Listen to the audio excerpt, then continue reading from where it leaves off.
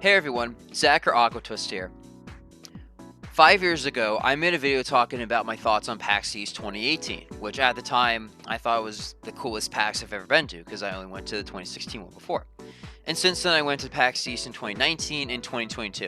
And while I loved last year's, I love this year's even more, honestly. Especially since I literally decided to go last minute. I bought my tickets less than a week before the event even happened. I found it for a good deal. It was really cool. I got to go 3 days. So yeah, today I want to just talk about it and share my thoughts with everyone. All right, so the first day of PAX East was on Thursday. I got a photo in front of the Tears of the Kingdom Link statue, which that was really cool. I didn't even know Tears of the Kingdom was even going to have any merch there or any presents, period, because it's like, oh, we're not going to show the game. I'm like, okay. But no, it was cool. As you can see in the photo, I got the free Link pin by having the My Nintendo account sign, which is cool. I don't know how much of them they had after Thursday, so I'm just glad I got it out of the way day one. Same with the jacket. I've been wearing this pretty much every day now since the event ended, and it's nice. Brings back memories of the event, but it's also just comfortable. It's big, you know. I can just wear it. It's springtime as of this video, so it's not too hot or too cold. It's nice. And then afterwards, I met Xeon Dude from Nintendo Life, which that was really cool. Nintendo Life and especially Xeon are my favorite some of my favorite content creators right now. I just love the energy Xeon gives off, and especially the Street Pass videos I've been really enjoying. So it was really cool seeing him and getting a Street Pass with him and stuff like that. And I saw him a couple more times, which I'll mention later in the video. Yeah, we got a photo, and it was nice. And then afterwards, I played a couple games, went to a UX design and tabletop panel, which I'm not into tabletop games. I'm more of a just, video gamer. But it was cool. They talked a lot about like accessibility and a lot of stuff that you can really apply to games, like especially like regular games, and it made me think about Bayonetta Origins, which I've been playing recently. Be like, oh yeah, that game has a lot of accessibility options. Why don't a lot of AAA games do this sometimes?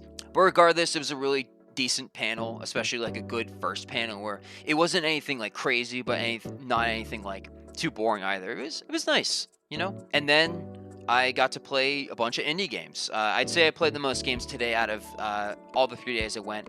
I played Coffee Talk Episode 2, Hibiscus and Butterfly, which, holy crap, I gotta get the first game now. Like, I love the soundtrack of the first game. It's one of my favorite soundtracks, but especially now they've actually got to play a Coffee Talk game. And it's so short and cheap, it's just like, it's a no-brainer. Just the nighttime ambiance vibe and the rain and the dialogue, everything just clicks together, and the light gameplay elements. It's just super cozy, and I honestly kind of wish we had more games like that nowadays instead of being, like, super action or super, like, heavy. The only other one I can think of is, like, I guess Animal Crossing, and don't get me wrong, it's like New Horizons is great, but it's like, I don't know. Coffee Talk, I highly recommend it. If you're able to, I'd recommend getting the demo on Switch or whatever platform you have. It's great. Then I played Fling to the Finish, which is a fun little co-op game. You two are snails attached to each other, and you basically had to like fling the other person over obstacles and stuff like that. Really cool concept, and cute art style and everything. Makes you wish there were more co-op games like this. Another game that I loved was Meet of the Holler. Love Yacht Club games. Love Shovel Knight, one of my favorite indie games. It was fun. Nice little like Link's Awakening / Game Boy Color style adventure game, which is really cool. Never really played the original Link's Awakening or everything, but yeah, I'm definitely excited. I don't know if I'll like pick this up right away, but I'm definitely like interested in like following this game more if I can. It was fun. And then Strain Light. A nice little like Sekiro-esque style game. Never played Sekiro, but like pretty much it was just like pairing to the correct color. So if the enemy had an orange glow attack, you had to use a orange parry, which that was a cool concept, and it was nice. I will say, maybe it's because I'm not really in those sorts of games, but like, I don't know. I wish it was more like a Bayonetta or Devil May Cry where it's more action focused and the pairing was just a part of it. Otherwise, it just felt a bit too slow for me personally, but that's just me. I tried Street Fighter 6 for the first time before the expo hall closed. There was no audio, and the controllers were so bad. It was literally just like those crappy Xbox controllers, which, they were okay, but their D-pads were not great. And I'm usually a stick player, especially for like Street Fighter games. So it was a bit getting used to, but it was fun, and I'm very glad Street Fighter 6 was at the event. Then I got to see the Xenoblade panel. With a Terrible Fate, this sort of like video game writing analyst website or project, was the host of it. And it was really cool. I never heard of them before, but I do love Xenoblade. Other than Persona, it's my favorite RPG series. So it was really fun, like reminiscing on old story beats and learning more about the philosophical intentions of these games. Again, low expectations, but it was really fun. Also saw like a cool like Dunban and Knight from Hollow Knight cosplay, which that was really cool. The cosplay at PAX this year, at least for me, was like some of the best I've ever seen at any convention I've been to. Like, they were amazing. Mad props to all the cosplayers who like do that stuff, because that was pretty cool. But yeah, that's it for day 1. All right, so day 2, I got a bunch of street passes. I forgot to mention in day 1, but I got around 30-ish street passes. Day 2, I got around 40 because there were more people there. I went on Saturday for day 2. I didn't go Friday. I needed a buffer, which makes sense. I was a bit burnt out and I had other stuff to do anyway, but that's okay. I immediately went to the limited run games booth and I got 3 games: River City Girls 2, Quake, and Doom Classics Collection. I already have these 2 digitally, but you know, it's nice having physical copies of them. I love like those sorts of like old school retro FPS games, especially Doom. They're really fun. And River City Girls 2, love the first one and the demo especially. I still don't own it, but I really need to get it at some point. It's just a shame that like physically it's a bit like expensive and hard to get right now, but that's okay. I went to play My Friendly Neighborhood right after that, which I don't know if it was the caffeine or just right after buying a lot of those games, but it was unsettling. It was just this survival horror game with Sesame Street characters, and I wasn't a fan. I don't know, it was fun, don't get me wrong, but like it was just very unsettling. But it was a cool concept. And so I mean, like, okay, I need to decompress, and I need to try to play Coffee Talk again. And I spent the next few minutes being like, where's the booth again? Because I forgot and I got lost. But I did manage to get this back. So if you got to play 2 of the games at the Togi Games booth, either like Coffee Talk or and something else, which I played freaking Drake, you got a free tote bag, which the artwork of this is amazing. Like, it just makes me want to play the first game more. It's just so good. It's just, you can tell like when they have like good merch like this, you can tell the game's gonna be good. And then I went to the Final Fantasy 16 panel, which honestly was one of the best panels I've ever went to at any convention, not gonna lie. I'm not too much into Final Fantasy. I've only played 6 and 7, play a bit of Crisis Core, it's alright, but it blew, oh my god, my expectations were just like, it's gonna be decent. I know people who are probably more interested in this than me, and they are, but oh my god, even I got hyped. Like, I don't know if it was just the main theater or just like being around so many fans and just like seeing an actual developer from a AAA like massive project such as this, especially one for PS5. It's just, oh my god, it was just incredible. It was just an awesome experience. Never been in the main theater before, but I'm very glad I went to the panel, even though it was a bit of a wait. It was worth it though. I got a free bag too.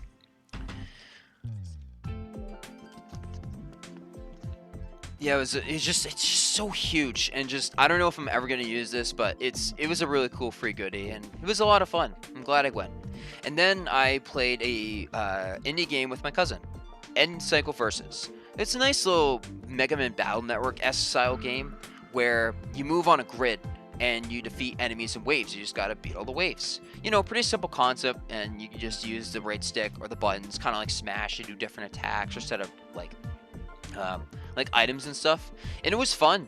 Definitely one of the coolest like indie games I'd seen, and honestly, that's my favorite part about PAX nowadays. Is like, maybe it's just my game design experience, but like, it's nice seeing indie stuff more than AAA stuff. I'd rather play 10 indie games than one AAA game, depending on the circumstances. Especially like just like seeing like what they have and just, you know, seeing like what they can do. I don't know, it's just pretty impressive. Also, I've noticed they have more free goodies. And then I played Elise, which apparently the Completionist is producing, which is really cool. It was this Mega Man X / Dead Cells style like roguelite, which the controls were so nice. They were just snappy. You could really tell the inspiration from them, and you can tell they paid close attention, which mad props to developers. They're really cool. You know, met the Completionist again. Thanked him for buying all the Wii U and 3DS stuff, which that was cool. and a lot of other people around me were saying the same thing, which is pretty nice. I've seen him multiple times, and no matter what, I'm always happy to see him. Favorite YouTuber, always been a fan since like 2014, almost 10 years. That's crazy. And then I saw a crap ton of amazing cosplay. Oh my god! Like I found like a couple more Luffy's. I saw someone with the straw hat and the red shirt, and we were just like, yo! It was just, oh my god, we got a picture. It was just like moments like that were nice. Like I wasn't expecting a lot from like cosplay, and I'm like, I'm just gonna cosplay for fun, not trying to get attention or anything. It's just, I just want to have fun.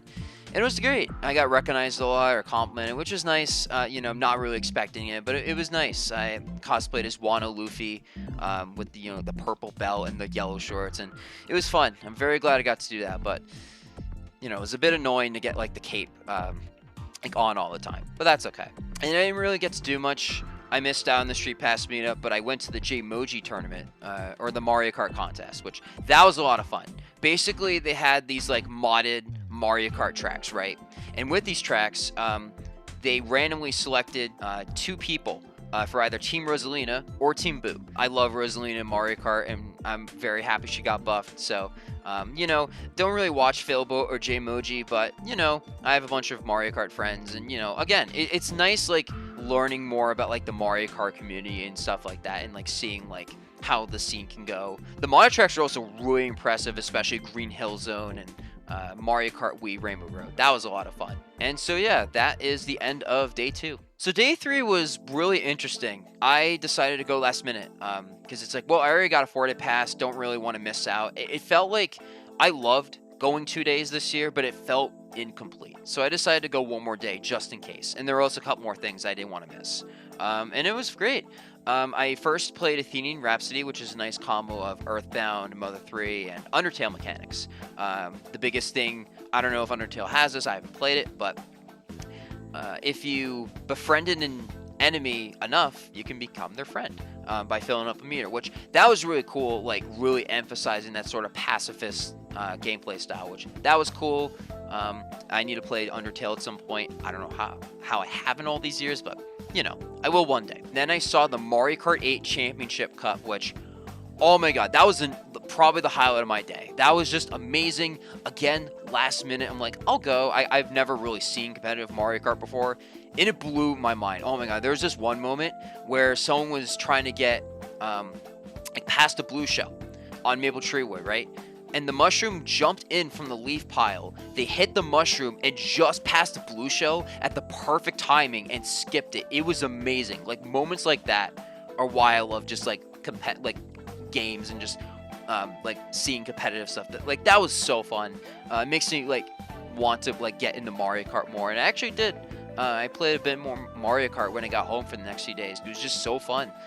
You can also see me in the crowd wearing the straw hat and the red sweatshirt, that was cool. Got front row seats. Especially seeing like some of my friends actually competing on stage. Like it's like, yeah, I know them. Let's go. And just rooting for people is just such a sweet thing. And I'm really hoping that next PAX, if they have Mario Kart again, I want to compete. Even if I don't make it to the finals, I just want to compete, get that experience, and just have fun, Then I met Yashola, which, I don't really watch too much, but I like their work on The Completionist, their editing stuff, and also their Source Gaming, why characters got selected and cut series on Source Gaming. So it was really cool to see them. And then I got to play a couple more games. I played Xenotilt, which that was fun. Nice, fun little pinball game. I've noticed there isn't a lot of like pinball games on Switch that really stand out to me. Maybe that's just me, but Xenotilt was one of those unique ones. That was really cool. I also got to play Shovel Knight Dig, which is a lot of fun. Never played it, don't own it. But again, love Shovel Knight. Hopefully if they get a physical release soon, I will buy Shovel Knight Dig and Pocket Dungeon Day 1, because I've always wanted to play those games. They're really fun. And then the big panel that I really, really wanted to do today, because there were 2 things I wanted to do, and I only got to do this one. It was the game collecting panel from Limited Run Games and with The Completionist, which it was good. It felt like a nice swan song to the whole like Wii U 3DS eShop's closing, and also just PAX in general, minus the Omegathon, of course. Because this was a day before those eShops just closed and you couldn't get any new stuff anymore. And I don't know, it felt like the timing in that panel could not have been any better. Gerard had a speech, which I'll play a clip of it here, talking about why he bought all those games. And it really speaks to like why I love game collecting and why I really care so much about history and preservation. It meant a lot to me. Then I saw Zion from Nintendo Life again, which that was sweet. We had a nice conversation talking about like how I could like try to get in the game industry and stuff like that. And maybe use my game collecting hobby and just sharing that with people. And he was just talking about his previous experience before Nintendo Life and just keeping it simple as just like doing what makes you happy and just like try to put yourself out there, go to events. And like it was nice. It just reminded me that like a big part of PAX is just already going towards those steps of like trying to get in the industry, putting your name out there, handing out business cards, networking, which I did a bunch of. That's another reason I went today, was trying to put my name out there and hopefully get somewhere, whether if it's game development, content creation, competing, or just something that like involves that, because that is my hope for the future. And then finally, to end off the event, we saw the Megathon, me and my friends, which is cool. I never saw the Megathon before. I never really cared about it. I heard about it a few times, like, whatever. But it was fun. Went to the main theater again, which honestly didn't feel as hype as when I saw the Final Fantasy 16 panel.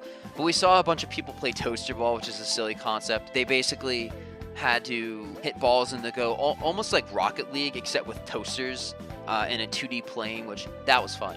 And for dinner, we grabbed Tamos as a final send-off. Had really, really good steak nachos, which I want to try to make those someday. Just like nachos, crap ton of cheese and olives, just throw on some meat. Oh my god. I love cooking outside of YouTube, for those who don't know, so I'd love to do that someday. I also got my copy of No More Heroes signed by Xeon, which that was cool. I haven't had a game signed in a while, so it was very cool to do that. But yeah, that's pretty much it for day 3. Not as many street passes today. I think I got like 10, 15, 20. Honestly, not a lot of street passes today, but that's okay. But yeah, overall, PAX East 2023 is one of the best conventions I've ever been to, if not the best. In terms of like the balance of merch that I got, networking, panelists, famous people, just everything meshed together so perfectly. And it's frustrating that it took this long to get a convention that made me feel like it had this perfect balance. I know 2020 had a great PAX, I missed out, but that's okay. There were also a bunch of other indie games I wanted to shout out before the video ended that I really enjoyed, that I recommend. Like Sentry, it was a nice like FPS tower defense game with a nice voxel style graphics, which was cool. They also had Glitchbusters, which is a nice cute little co-op multiplayer game where you work together, solve puzzles, and defeat the boss. I actually saw someone who I recognized from college being one of the exhibitors, which that was really cool. Like seeing them getting an opportunity to help demo in the game, like someone I knew. And there was also this other thing called 8-Bit Legit, where they had like NES style like retro games running on actual hardware that they put on Switch and Xbox, which that was really cool. There was like this Mega Man style game, which was, you know, it was pretty cool. But other than those 2 games, that's pretty much it. It's a damn shame that the day afterwards the eShop closed, because it felt like a true swan song to the era. Especially with getting around 100 or so street passes throughout the event and just meeting these cool people and just reminiscing and seeing all these 3DS games like Bowser's Inside Story remake, or like Fire Emblem, or like the Street Fighter 4 port, just like reminiscing on the era. It was very bittersweet, and hopefully next year they'll still have a bunch of those sorts of games and people will still bring